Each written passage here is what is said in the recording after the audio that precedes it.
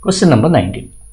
A wire of length L is used as an electric heater. The moment you say length L and electric heater, let the resistance be R. Okay. When the potential difference across the wire is 200 volt. So V is equal to 200 volt.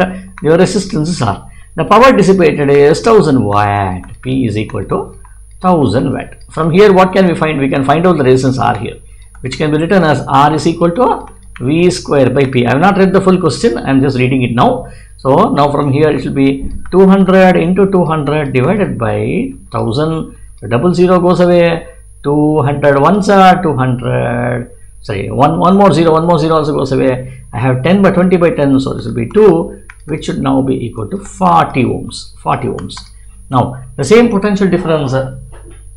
The same potential difference is applied across the second similar length of a wire of length 2L.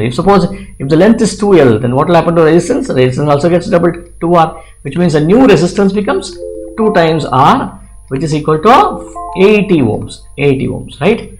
And then what is the power dissipated in the second wire? Very easy. Power dissipated, P dash should be equal to V square by R dash, which should now be equal to, what is V square? 200 square. 200 into 200 divided by 80, which is equal to how much?